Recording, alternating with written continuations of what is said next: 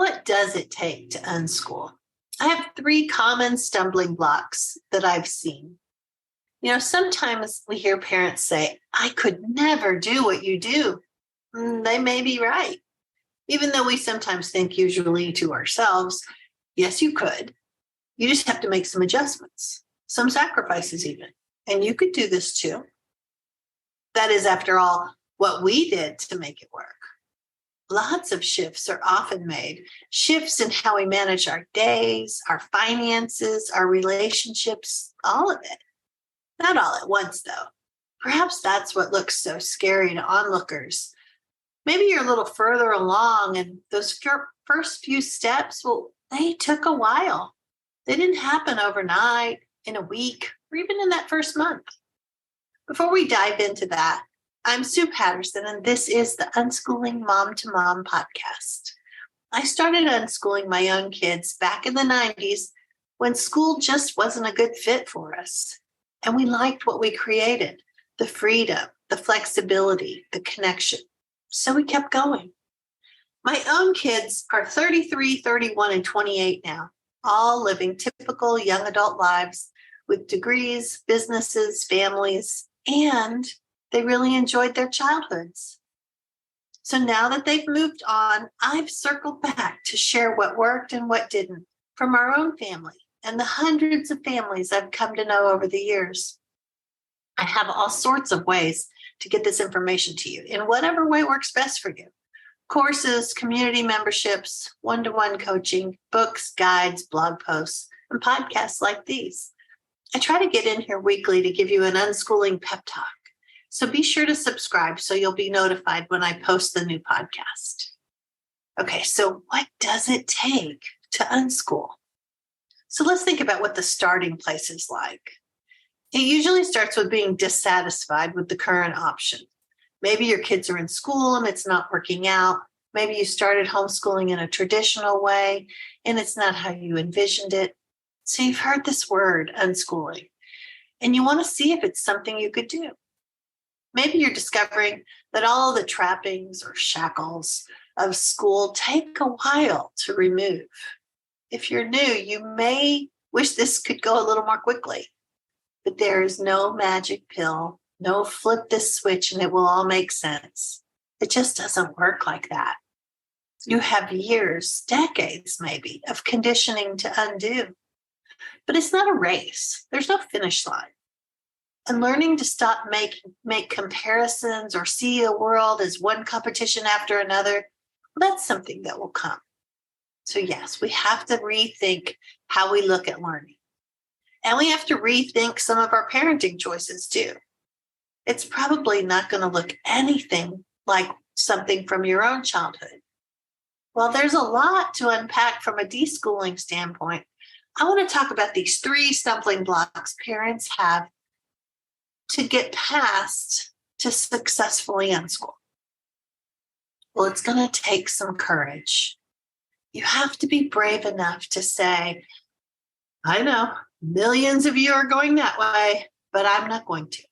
It's not working for my kid or my family. We're choosing something different. And to be honest, that's really hard to do for most people. Some can't. They have too much other stuff going on.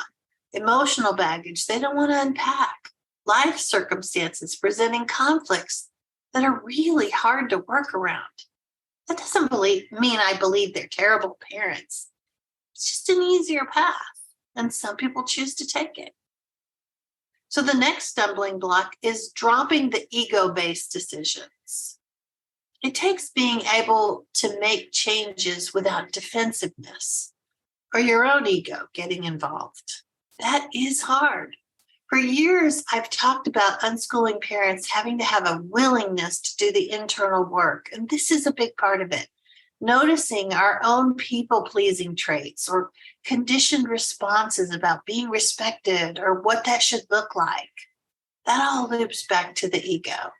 It helps to do this with others working on their responses to their kids or their thoughts about parenting and children. And that's why I created the private membership group where you can brainstorm, get coaching and feedback on how things are going over at your house. And you're welcome to join us anytime. So it looks like all of these kind of connect, because the third stumbling block is letting go of the stories in our heads. We may have stories about what we thought this was going to be like, whether it's parenting or homeschooling or relationships within our families, even what we wanted or hoped our kids would be like.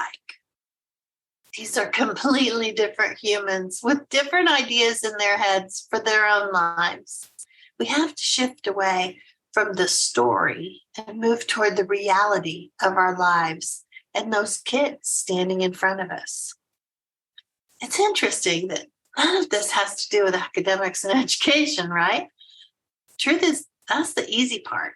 Seeing the learning weaving through various parts of our kids' activities, that's just a skill to develop, a lens to learn how to use. I can definitely show you how to do that pretty easily.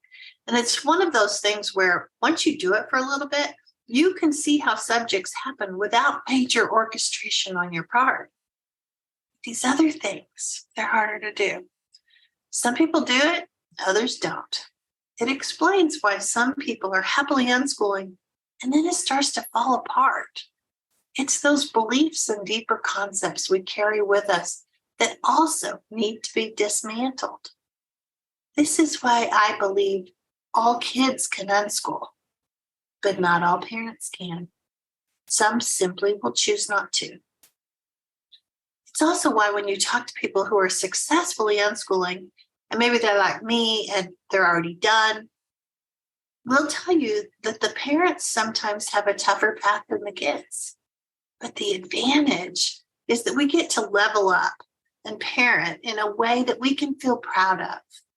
We get to create a family life that offers fabulous childhoods for our kids because we didn't walk away from the heavy lifting. So there's a little to think about this week. Certainly not all there is for successful unschooling, but some ideas to think about if you're hitting rough patches or wondering why it's feeling like a struggle. Reach out. I have resources for you, and I'll be back to talk with you again next week. Happy unschooling.